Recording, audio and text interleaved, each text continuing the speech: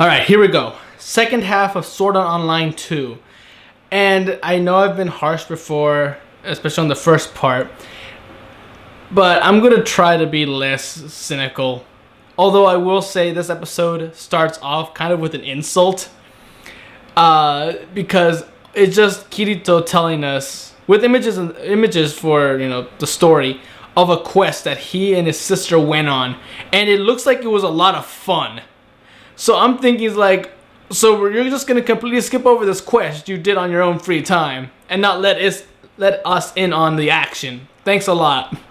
But either way, it's still kind of, I still kind of find it weird how they treat the virtual world and all of its creatures like actual living beings. Like, oh, he's being bullied, he has feelings, we're his friends. It's like,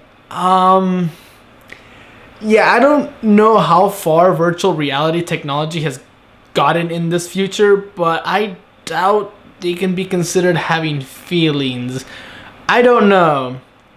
I don't know exact rules of this world still, because they don't bother explaining still. But either way, we're finally getting back into ALO. And apparently Shino now is a cat girl. Okay? And yeah, there's a scene of a more Shino fan service now as a cat girl. And all I kept saying was like, woohoo, let's move on to the next scene, please. And thankfully they do. And it is gorgeous when they get to the snow, I'm guessing Snowlands or the Icelands or whatever they call it. I know there's an official name, Lunesheim, but it's way too hard. I'm calling it the Snowlands or Icelands, whatever you want to call it. And it looks gorgeous. The mountain ranges, the actual snowstorms, the terrain, and even the creatures within them are so amazing and creative. And finally, we're getting like, okay, we're going on this epic quest, a big group of 7 people, into this dungeon to fight all these giant monsters called tyrants. And they're like these 4-armed, big-bellied, 4 or 6-eyed looking things who are just look brutal. And they're going to have to go through this dungeon fighting a bunch of them to get Excalibur, which is this legendary sword. There's a story behind it. Now, whether the story behind it is officially part of the game or there's a glitch, because there's a hint that what's going to start this whole second season or second half of the season off is possibly an unknown glitch in the game, maybe caused by virtual reality coming to life on its own, or maybe someone put a program in it, who knows. And that's what's going to cause most of the conflict of what we're going to face. But either way, it's still nice to see all these players, whether they're being manipulated or not, are out there working together, taking advantage of the gameplay and the mechanics of the creatures and their aggro, and just using them to go on these big old quests. I'm just like, oh my god, yes, this is how it should be.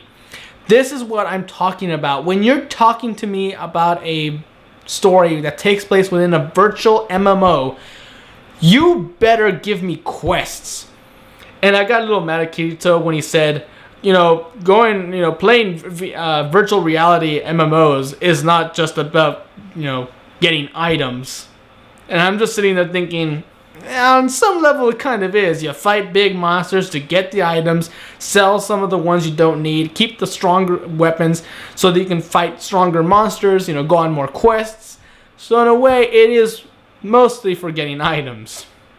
But again, I don't know how seriously they take the game. Like, every creature in this game is alive. We have to treat it with feelings.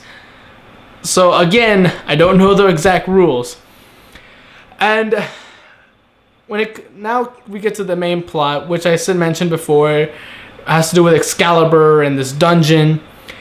And I'm gonna call her the Elf Queen, because she looks like an elf queen. She comes up to them saying, you're the only ones, again, I don't know why, who actually befriended these flying elephant squid monsters. So I'm gonna tell you about the history of Excalibur and how this land became snowy and icy and all that stuff. And I have to admit, I kind of blanked out at her explanation, possibly halfway through. I heard about Alfheim and this king who wanted to cover all the world and all of ALO in snow and ice, and his snow giant Marmee who's gonna march on the elven cities or fairy cities. But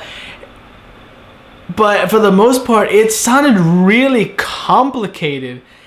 I mean, it wasn't like he just wants to gather an army to attack. That's it. No, it's just like, no, he's manipulating the fairies into destroying all these elephant creatures. Why? They have magic within them that keeps him from invading the world, but the world already looks like it's covered in ice, so I don't know what more he can do to invade it.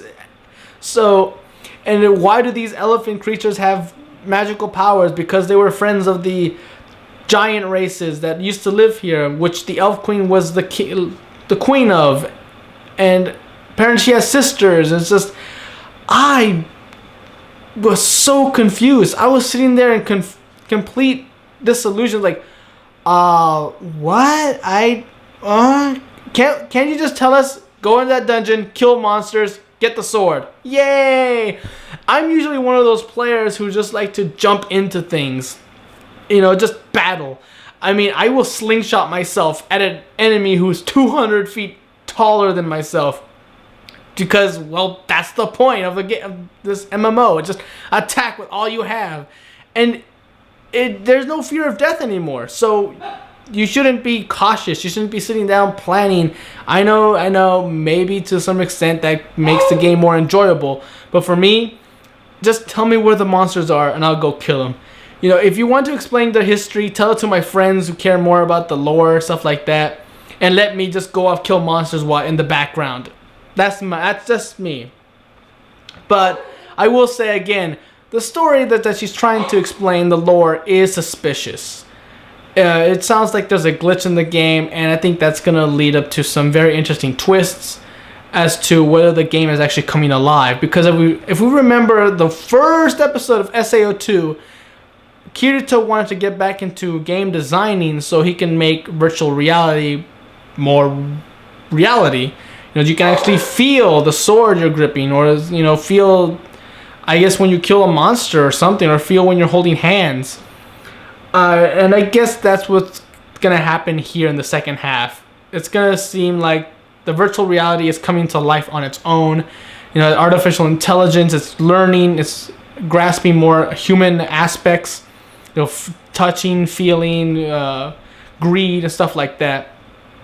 But either way, it seems to be taking the right steps in a good direction. A direction I can get behind. Fighting monsters, getting into dungeons, getting more items, going on quests, working as a team. Hell yeah. I'm ready for it. Although it does seem like Shino's going to have a tough time integrating herself into this game, because she seems to still be used to guns, and there are no guns in ALO. So that's going to be interesting to see as well. Her getting used to bow and arrows, which is going to be her primary weapon, I suppose.